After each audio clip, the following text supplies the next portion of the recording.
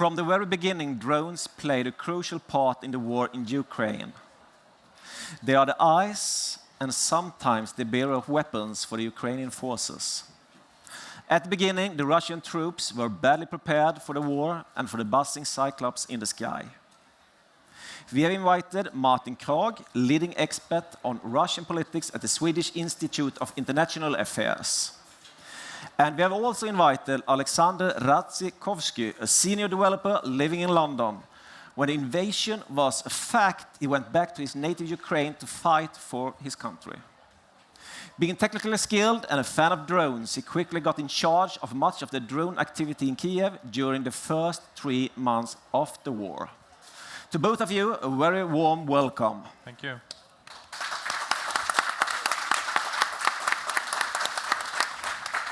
My name is Peter Hellgren, and I am the CEO and the founder of Consid, one of Sweden's leading consultant companies. And with me, I have Nathalie Besèr, our sustainability and communication manager. So, Oleksandr, tell us why you joined the Ukrainian Defense Forces. Hi everyone, first of all. Hey, should I say? Sorry, I didn't speak Swedish, but everyone has not perfect, everyone has flaws. I promise I will learn more, and I'm already start doing it, as you can see.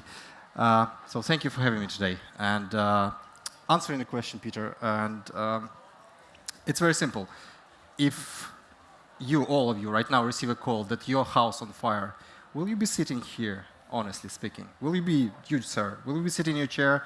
It's nice weather, it's a wonderful community. You'll be like, all the way, there will be a line. So the same happens on the 24th of February when we all received this call, Ukrainian, who was abroad with the message, we under fire.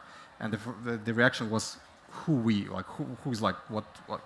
And yeah, so that was the question. There was basically everyone stand up and just like, okay, let's go.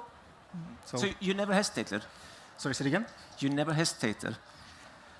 I did, and I was afraid, and I'm still afraid if you have to go once again, because if someone tells you it's not afraid, they're lying, because everyone afraid, and the most afraid actually go to the action. This is because you start to thinking about. Once you're in the action, you're still afraid, but less, because you're already busy with other stuff, like not important, flying bullets and stuff like this, but you can still deal with this. But yeah, it's quite afraid, and you do hesitate, you think about it a lot. And you went there to oversee the drone activities, right? Sorry, say it again? You went to oversee the drone activities, right?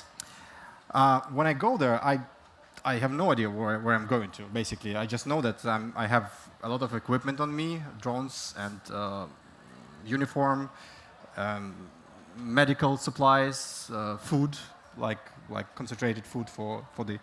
And I just go there because you have to. And once you arrived, they're just like, what you can do? Tell us, like, who you are. Like, doesn't matter if you have many medical conditions. Doesn't matter who you are. You just into the action. That's it. Not the. So I said, yeah, I can. They asked me, do you know how to pilot drone? I said, yeah, I know a little bit. And they said, perfect. Here's a drone. Go. The Russians 2 kilometers over there. You need to capture the image and go back alive. It's like, okay, and. Yeah, that's how it is. We have a short film from yourself in field. Oh, yeah. We will see if we can put it on. Okay. And you will have to describe what is happening. Oh, you can see it. Oh, there it is. Yeah. That's a cool equipment. That's nice. That is Jönköpings län. I'm glad we have a new technology. Yeah. Now, tell us what's happening. Oh, this is Abdul Jalil. He's a reporter from BBC. He came to us and says like, oh, guys, I heard you have a nice cultural exchange with Russians. And says like, yeah, we exchange quite regular with them. And said, can I join? And I said like, yeah, you can. And actually, what you can see right now, this was absolutely horrible, actually, day, because we didn't able even raise our drones because the Russians capture our position. And this was like what I do. And what we see with right now, it's how they actually artillery works. Can we launch Play it otherwise? again? I can take all day. So please please stop me when I say that, because I can talk about. Here you are so, again. Here we were captured by the dogs. We were like, basically, they spot us. We have to run away. As a result, we have to actually run away, and we were shot. So basically, it's like a bad. But we're alive, so it's good. And on the video, which you're going to be seeing it later. So can you stop for a moment?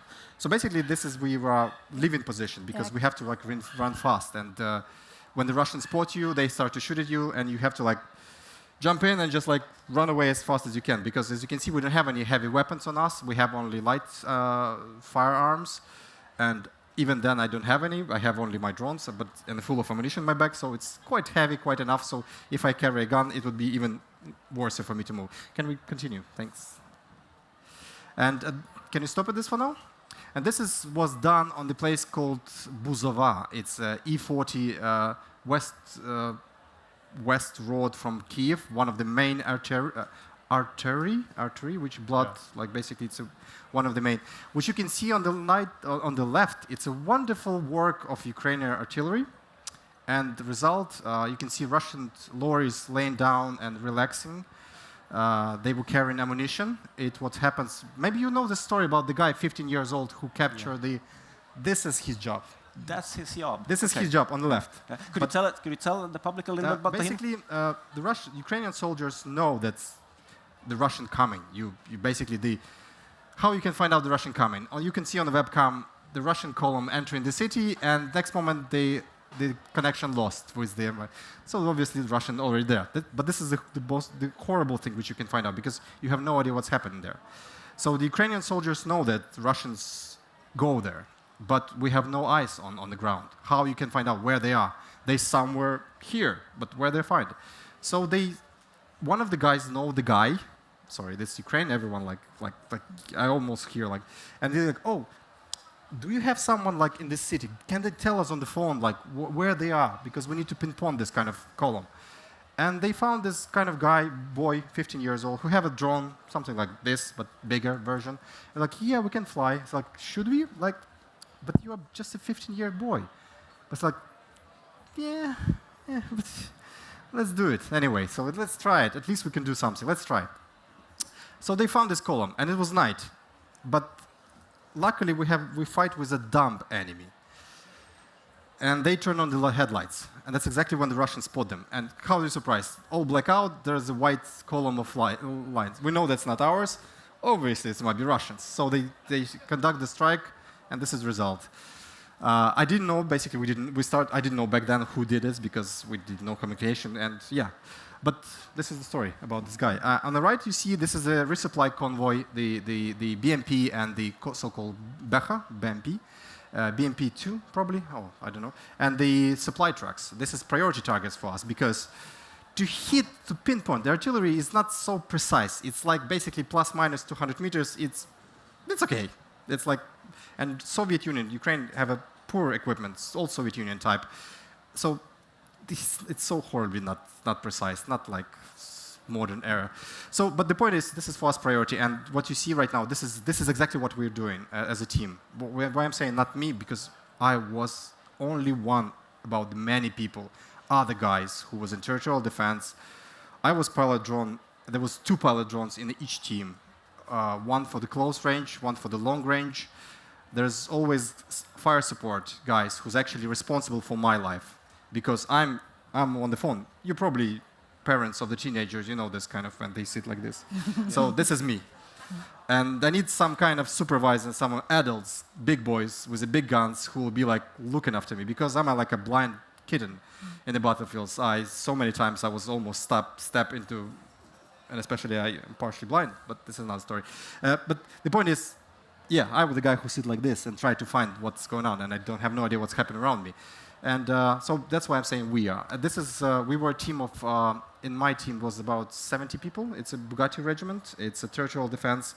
It's a group of people who was villagers. We were villagers of our village. And our task is here, this is village.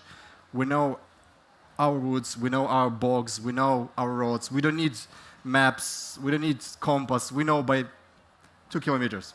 So. And I know this house, it's my neighbor house, and he have a nice cellar, so let's go hide him. And he might have some wine. So, So this kind of thing. So that's why give us the power and give us this kind of advantages for the Russians, because we know this is our land, and yeah. So this is our job. This is what we did, and this is the result of this kind of job.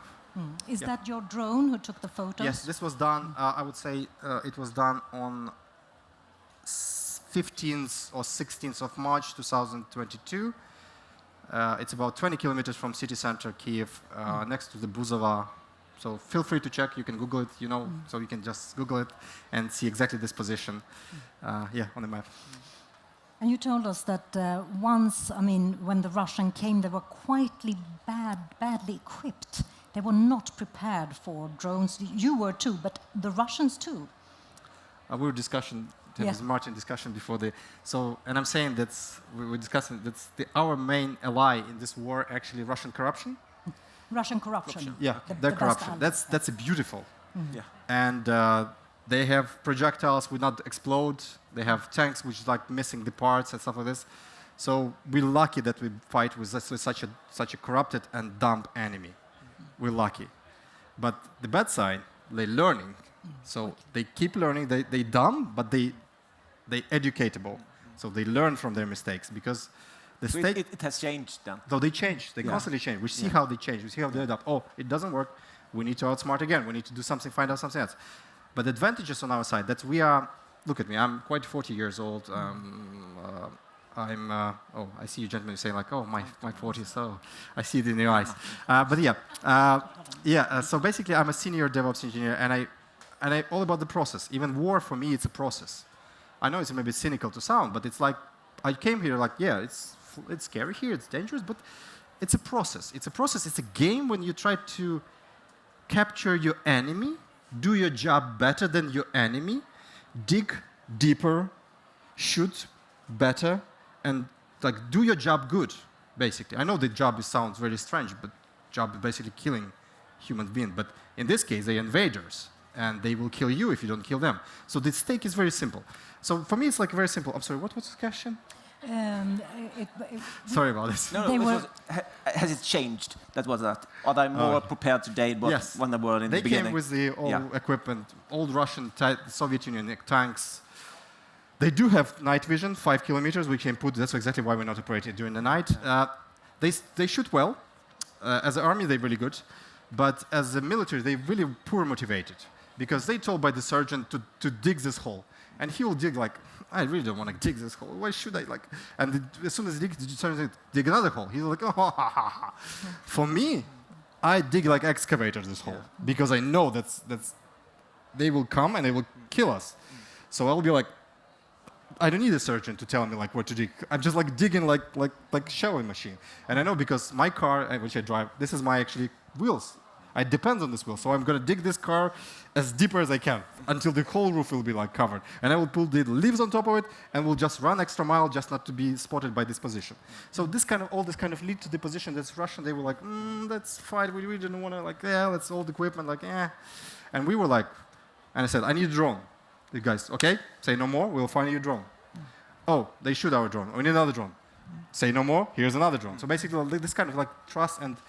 But for Russian, it's harder. Oh, I lost my drone. Oh, I need to give an explanation why I lost my drone to my surgeon.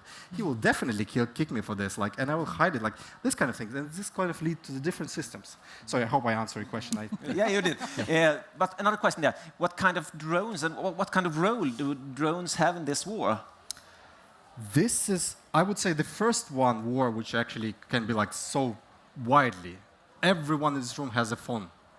So everyone in this phone has a camera. So everyone actually is a journalist right now. If I do nasty things, some bad things right now, or fall something, you will just lay the phone, and in seconds we'll know what's going on, like everyone knows. So the same with this war. Everyone can film the war, like in the constant, in the realm online. I'm not saying it's a good thing, like, but it's a good for basically because people tend to lie. Our brain works the same way. We twist. But the camera don't lie. The camera exactly show you what's happened, and you can make decision by yourself. Same with the drones, basically, because we didn't know that works. This kind of will work with them. But when the first guy was a drone, because it was go and find where's the Russians. Like, okay, I need to go send like 5 men, good men, and there's a high risk you're going to lose this man, you will think about, because the man is the most precious thing which Ukraine cannot lose, because this is resource which not... I can buy like 10 of these drones from my salary, just easy. Just I don't care if you break it. Things happens. But if the man died, like what can I do? He cannot, like, that's it. That's end of it. That's it. That's all over. It doesn't relative anymore. So that's what I'm saying. I will try to make it shorter, this kind of answer. Basically, by having right technology in the place and having the right tool in the place, you can do a wonderful thing by capture the war atrocities, find out your enemy, aim artillery, aim the special forces conducted. By the end of the day, in the evening, I have like 50 men standing behind our doorstep and say, like, give us the material, what you got, give us. Journalists, prosecutors, everyone that gave us this kind of information. And what I try to say, basically, technology, yeah, I think I should stop here. I actually have a follow-up question, Martin Kragh. How is that possible? We have a country with the fourth largest spending on military everything, going in with soldiers that are mal-equipped. How is that possible? Well, the military of any country is a reflection of this country's political, social, historical sort of context. And if you have a country with, authoritarian rule, with corruption at all levels of society, then you will have a military plagued by authoritarian chain of command and corruption, which shows that they don't have the fuel, they don't have the medical equipment properly, they don't have the food deliveries, etc., that should be there. But there are many problems. But as we also heard, the Russians are learning and they are adapting, and now they are, putting all their emphasis on the so-called Donbas region. But I think that's the short answer, basically, why we have seen what we have seen. And the war is, for 20 years, we were seeing that Russia was increasing its spending on the military. Every year it was going up as a share of GDP. And then, in 2014, they were able to capture Crimea, and Ukraine was completely unprepared. In Syria, basically in 2015, they were able to achieve their goals. But the war is, it's not a linear process. In a war, you also have a force going in the opposite direction. And in this way, when we have seen these military exercises, for example, Russia was conducting for many years these military exercises. They were moving 200,000 men from one part of Russia to another, and people were saying, wow, that's very impressive.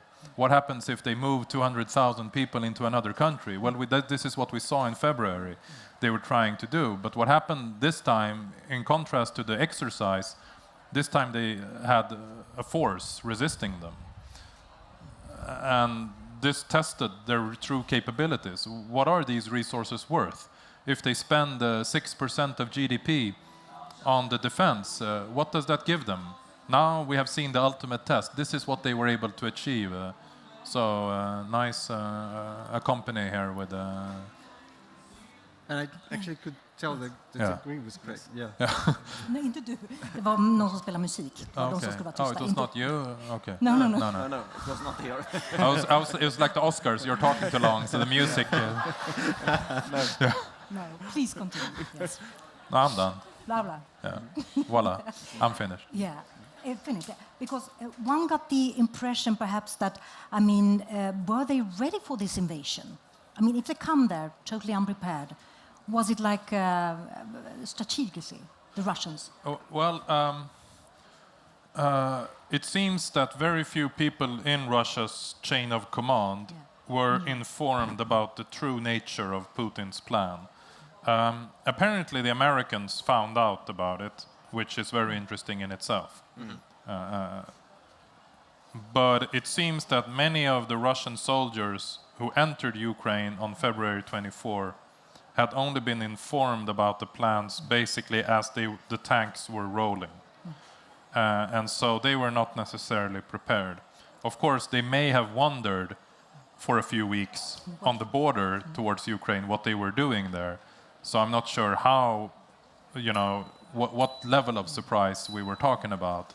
But certainly you saw in the first weeks a clear lack of planning, simply because they were trying to keep the invasion plan secret for so long. Okay, not even informing their own troops. They were. So I mean, you could see the level of unpreparedness in the first stages of the war. How is the war seen inside Russia today? Well, you have to remember that Russia is a country with a political system that every day is becoming more authoritarian. And it can be, I mean, you often get this question, why are people not protesting? Because the country is going quickly downward. But if you have lived in an authoritarian country, you understand that mentality is complex and people adapt, and people can get the information that is absolutely accurate, but still decide to act on the information in ways that we will find strange. It's because we see it as counter to their actual own interests. So you care about the business you have. Well, it's very strange then that you allow Putin to destroy everything you have built. But people adapt to the context where they are living, and most Russians, I mean, we talk about the Russians who are leaving the country, and a few hundred thousands have left during the spring. But you still have 140 million Russians that they decided to stay. And they will, for the most part, unless they are dissidents, they will adapt to the political context. And we know what happens if you protest. I mean, it's a huge political risk. You don't even have to protest. It's enough that you are a potential threat to Putin, and they will put you away. We have seen in the last few days they were arresting some very prominent Russian politicians, economic policymakers, etc., etc. And this is to keep the system stable for Putin. So as long as Putin controls the media, as long as he controls the security services, the military, he will keep the political system stable. Would you say that Putin's power has decreased or increased during this 4.5 months? It's impossible to speculate. The system becomes more authoritarian. If that's a good thing or a bad thing is a different matter. The thing about authoritarian systems like Putin's is that they look tremendously stable until the minute they are no longer stable at all. I mean, he has built what he called the sort of vertical vlasti, which is the power vertical. He was building it for 22 years. But as soon as you have any type of changes in the top of this system, the system is very fragile. And that's why once we see potential change, it will come at a moment that will probably be unpredictable for us. We will not see it until it's already happening. This is statistically, this is the most, it should be the most statistically sort of reasonable scenario. You could imagine other scenarios as well, but these type of political systems tend to be very stable until the moment they start changing very dramatically. Oleksandr, any comments on that? Martin, you have the hardest question. I'm just the easy here. You have the. Wow, you have a more difficult job than I do. Yeah, I don't know. Study them or fight with them. I would argue who have a hardest job. At least I have just like to do something. You have to like be in them and study them. It's much harder. Yeah, perhaps. Yeah, but any comment on the Russian internal politics? I mean, you've been looking into it as well. When you're asking the question from Martin, actually I was inside my head. I also tried to answer the question how I would answer, and then listen actually real expert how he's saying, and compare my answer inside my head with real expert, and they're quite pretty good, quite exactly what I was thinking about the corruption, about the system. Yes, it looks strong, but it's like a colossus on the clay legs. It's strong, powerful, beautiful, big, but as soon some shift change. And the whole system just break out. I seen it. I was born in Soviet Union time, and I was 9 or 10 years old when it happened. And I was like this lad who's sitting, and I was thinking, that's my world. It's never going to end. And then one day, that's it. There's no Soviet Union. And corruption, agree. I also totally agree, because I see as I said, we culture exchange, and I see their equipment, cheap plastic-made uniform, which cold, wet, miserable when it's February, and I'm who can stand in the proper British MTP-8 style, which rain, and I'm like, I'm fine, I can stay all night here. I don't care. And the Russian who like basically they're so miserable, therefore they cannot fight well because the fingers are frozen. They cold, they don't have food, and I have a delivery to my almost position from the local shop. The local owner bring me hot meal, three meal, and I could eat like. And so therefore, when I go to home, I have a hot shower, I have my bed, I know my fellow soldiers will protect me over the night. So therefore, in the morning, I can execute my job as I can continue all day. I can do it as long as I'm alive. I can continue all day long, this kind of job. But for them, they're miserable, the moral is low, everything horrible. So that's why, that's the secret why the corruption and why all this kind of spirit is so important for you. Yeah. Do you want to show us your little drone? Oh, yes. Yes. Sorry about this. Could I just have one question before Okay. that? Yes, sure. Yes. But you have documented some of the worst violations of international law by the Russians with your drone. Yes. Could you tell us something about that? I would like to say the whole war is violation of the anything. Everything is wrong. Like basically from the very beginning, everything is wrong, not how it's supposed to be. And what we try to do, just fix it. Like, can we fix it? I know I cannot stop. And one of the best SMS I would like to get right now, it's like SMS from my commander saying like, Alex, everything fine, go home, we're done. This would be most desirable SMS, I would like to have it. But unfortunately, it's not coming. And the drones, basically, what you can see right now, it's a toy, basically. If there's a military among us, they will laugh inside of their heads, like, what the boy was talking about, he's talking about. This is a toy. This is a miniature version. It's a DJI Chinese-made version of the bigger drone which I fly, DJI Mavic 3. And there's another DJI also used, which we use, it's DJI Matrix 300. But they're all civilian drones. What does it mean? They know that I'm a horrible pilot, so they're leaving. That's actually a smart way to go, because I'm a horrible pilot.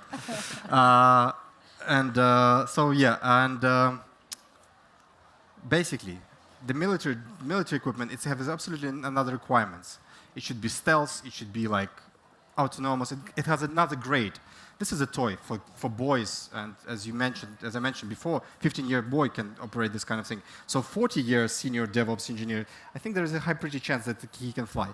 So, what I want to show it to you, basically, how you know this kind of equipment, you know this kind of devices, and you know how noisy they are, you know how they disturbing can be. As a neighbor, I personally hate them.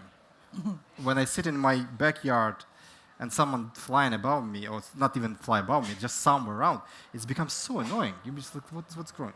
But this is the beauty of them and the war.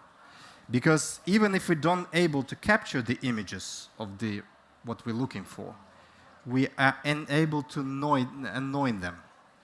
Basically, just flying above their heads, buzzing, that creates so-called drone fatigue. Basically, you start like buzzing noise. What's going on? So basically, if I'm a Russian soldier, I want to shovel the barrel of the ammunition. I wouldn't be so comfortably walking casually, because I know the drone is flying above me. And if the drone is flying above me, they must see me. And if they see me, they could conduct fire on me. So that's why it's called kind of afraid of drones. As soon as you fly above them, they start to hide. They hide everywhere. And therefore, as I said before, they cannot conduct their duties properly. And instead of 5 or 6 shells which they can shoot, they shoot 3. So less shells for us, good for us. We're already winning. So basically this kind of thing. And this kind of thing is also really helpful. I'm trying to turn it on. but we right now actually in the zone of not allowed to fly, but we're on a private property. We enclose this, so we actually do it. But if we go outside, we already did it, test, and the police already arrived. So they're quite good at this. So yes, I'm trying to turn on, but it's still not working.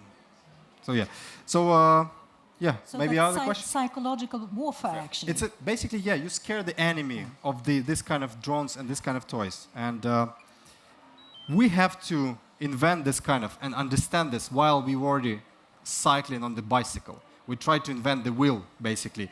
And we're like, oh, it works, it doesn't work. So what I would like to say, be prepared.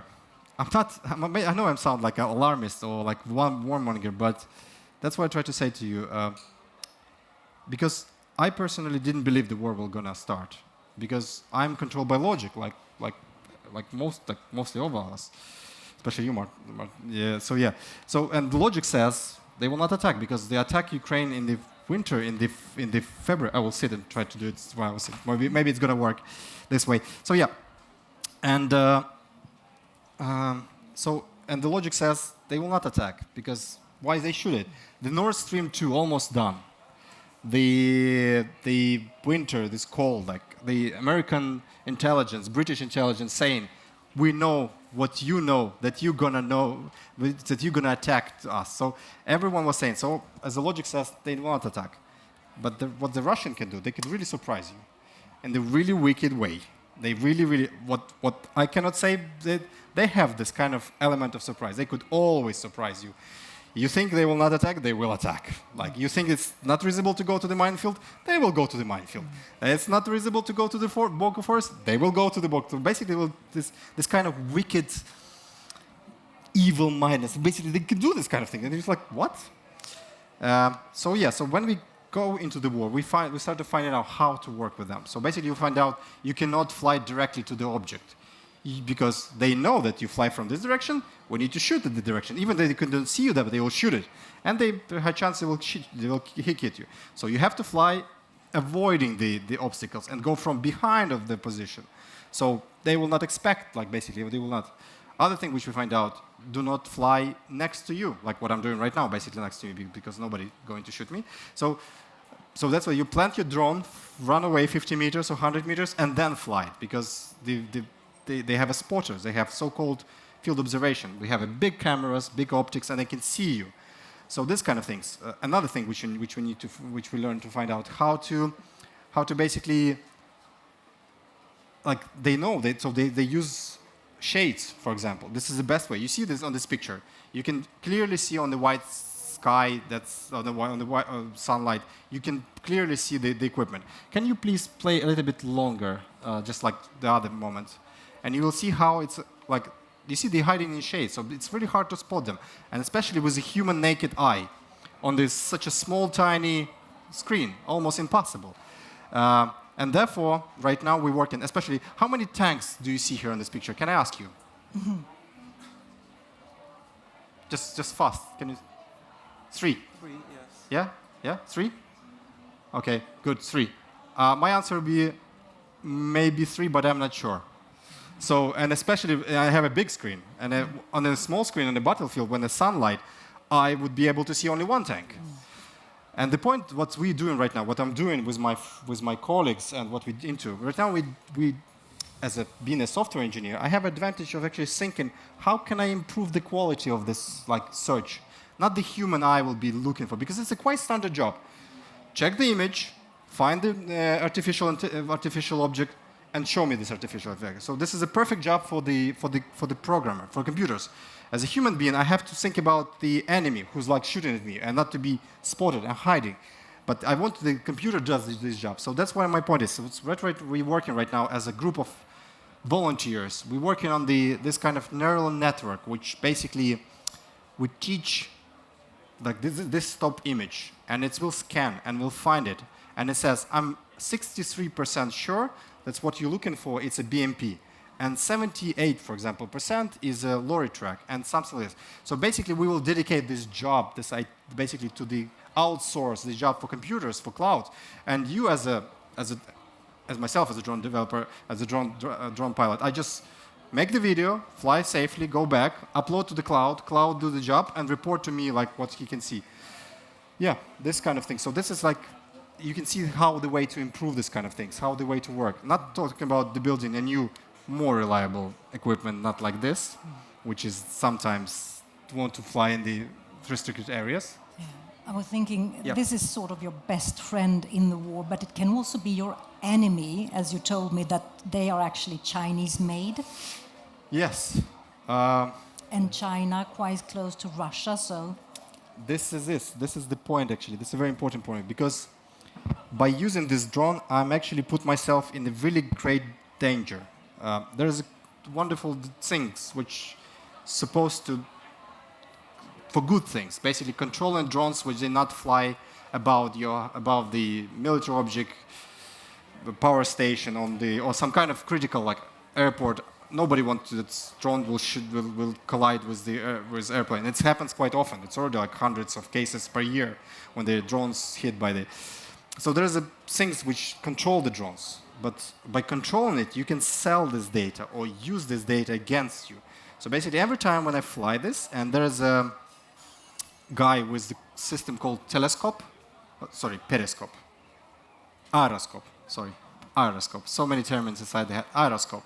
These things which tell you where the exact location, where is the drone operator, where is the drone itself, and what the position. So basically what you need to do, you just need to copy these coordinates, give the mortar team, and they will shoot it to the direction. That's it. And you lost the team of. This is dangerous. Basically, it's like this kind of thing. So don't go to war with this kind of toys if you have other options. So this was a better idea. You yourself corrupted the... No. So we, in our case, to minimize, we have a special kind of firmware which we upload on these devices and make them what we want to do, fly in the forbidden zones, because there's no airplanes in the military of war zone. So basically, I'm not afraid to collide with passenger flight. I know exactly what I'm doing. I know but this kind of things. And it will disguise me as a drone pilot and will hide me. So this is where was kind of technology. So what I would like to say, be prepared for the fight before the fight starts, because in this case, you have more chances and And that's actually a message you want to send to the just a Swedish message people. that develop your own technology, develop your own drones, develop your own software, sell it for customers, have them fun, earn some money on this, don't mind, but be ready to the fight, because don't be such easy that we said it's not going to fight. The fight is going, already happens. We're already affected by one or another way. We're already paying it more. We're already paying for this war on one or another way. But yeah, sorry, I tried to turn on, but it's hard to talk and turn and operate at the same time. Yeah, sorry. Yeah. A question to Martin then. Regarding Putin, we read a lot about that he's ill. Is he sick? Well, this year he turns 70. And so he already, the average lifespan of a Russian man is 60. Okay. So he's already sort of past that. Okay, he doesn't drink, he has some regular fitness exercises and so on. But what does it mean that he's ill? I think there's the risk that we sort of wish that maybe he is going away. He may have several illnesses and still live until he's 100 years old. We have to assume that this may be the case. But I'm sure that, you can see that, he has had difficulties moving sometimes. You can see his face is changing. It's not only the surgery and the Botox, it's also some type of medical effects. But it's very difficult to know what it means for his future sort of hold on power. So far, it looks like, he's there to hang around for a while, and I think the safest assumption is that he's going to stick where he is. Yeah. That's the safe assumption. Then, who knows what happens. Alexander, the ethical side, I know you think, I mean, like the next war as well will be a war of drones a lot, but you've been thinking a lot about the ethical side of using drones in war. I would like to add a little bit to the Martin what says. Yes, the medicine these days are really good. So I don't expect the old man will leave us soon, but yeah, he'll here for long. Unfortunately, we have to accept it. And answering the question, there obviously will be another wave. It's like Martin says, it's not a linear. It's always wave and then another one. And the truth is, next wave is much bloodier than the previous one, because they learn. Okay, we cannot do this kind of things. They come back, learn, and they come back again much better prepared. We've seen it in 2000. We've seen it from every war they start. First Chechen War and the Second Chechen War. The Second Chechen War, they basically just flattened everything. So what we have in Kiev region, where I was, it was like a light version. They were not so. We see the next waves within Mariupol, where basically they flatten everything. They basically just destroy everything because they become angry. Because we kick them hard in Kiev region. We basically annoy them all the time.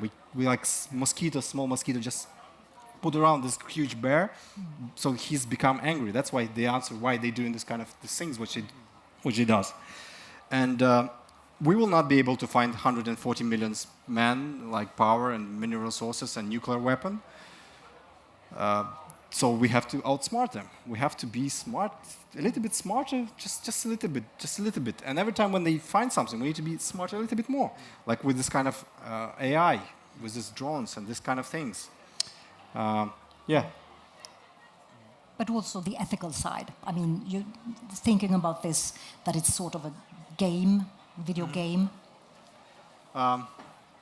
It's a little bit complicated question. What kind of ethic you might have when somebody come to kill you?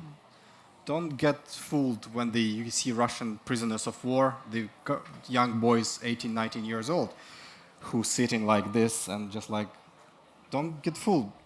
Don't forget, they're a killer who come to your house, but you take the weapon from him. And that's how they turn to like this kind of guys. So what the ethical side about this? I don't fully understand the question of to answer this question. I need to fully understand what you are, because there is no ethic in but I don't like honestly this job, but you have to do it. Otherwise, they will do horrible things, but someone has to do it. As a person, I don't like kill people because I'm not a killer. Why should I?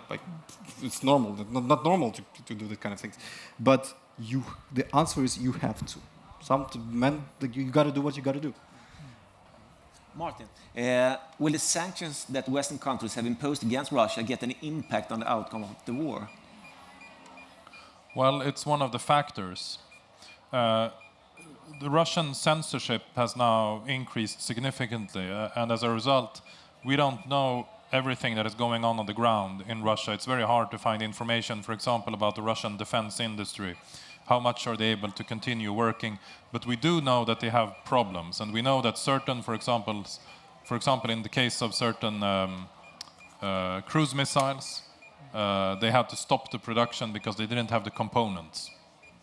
And so in certain ways, we can see the effects of the sanctions. We also know that they were taking like dishwashers and taking the chips, the microchips from these devices to put them into drones or rockets or anything else they may need instead to prioritize. So they're already in a difficult situation.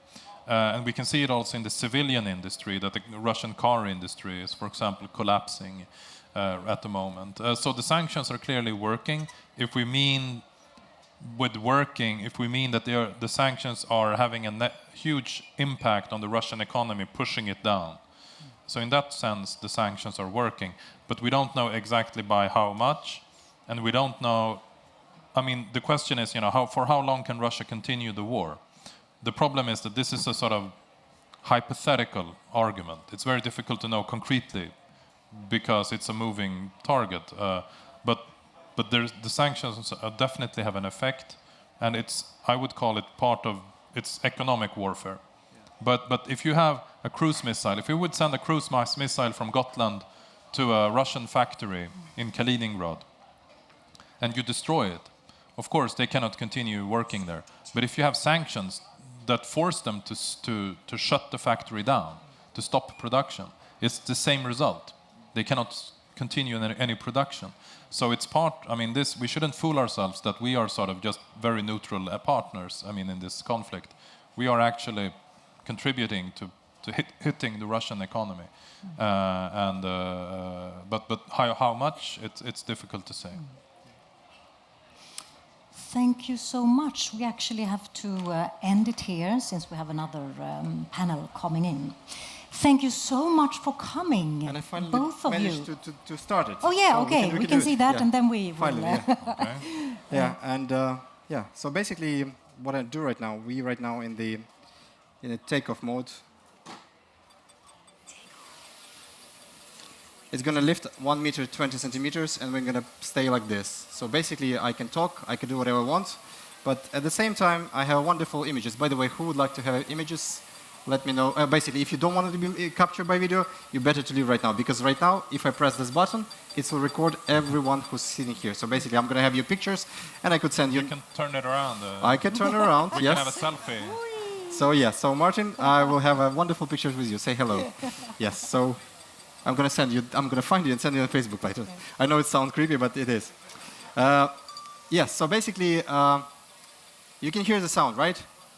And the quiet forest, it's really distinct. And this is a small one. This is the smallest which we got. It's really handy to pick it, to pocket in your side pouch and have it always with you. So if someone shooted at you, I don't see many people who would like to stand like this and see like, oh, who is shooting at me? Where they are? Ah, over there. Oh, good. Shoot it back. Something like this. No. You don't look like this. You hide. You duck, you hide, you hunker. And basically what you do, you can lift the drone guy. Turn around him and have a look who is actually shooting at you. And even more, you can actually make the picture of him on video, have his coordinate, and ask your guys, could you please send 5 shells onto the tree because there's one nasty guy is sitting and shooting at me. I really don't want it. That's why Ukrainian police start to having this kind of drones inside the vehicles. The reason why, because it's much safer if the mass shooting happened like on the streets, because at the first day of the war, we have so-called infiltration teams. What they does, they were sleeping team. Basically, they was sent way before, like a month to Kiev, to Ukraine. And they have a stack of weapons. Just imagine how surprised we were. Sorry, we have to leave, yeah? I'm sorry, yes. Just how surprised we were when the army rushed. Later on, Jan, yes. When the army rushed to the position, to the borders, and we find out that's actually the fighting going on behind our backs. Infiltration team. And therefore, police start to think about how they can... So during my period, I was training the police units how to work with this kind of things and operate much faster. Thank you very much. Thank you all for coming. Thank you, Martin. Thank you very much. Thank you.